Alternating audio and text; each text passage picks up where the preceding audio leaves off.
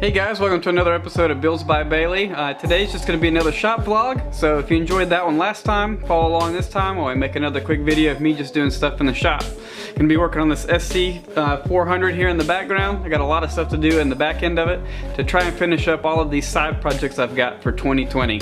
I want to get back onto the Corolla, so I'm going to try and get as much of the side work done as possible as fast as I can. So hopefully I can start making those videos for you very soon. So follow along while we do some work on the rear end of this car.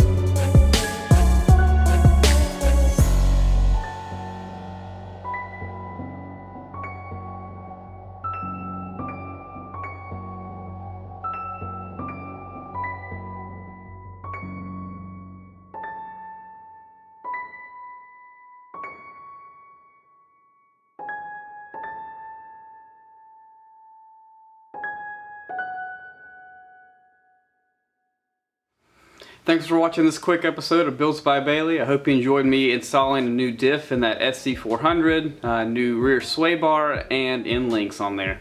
Also, I put a new axle on there as well. So, thanks for watching. Don't forget to like, subscribe, and share with your friends.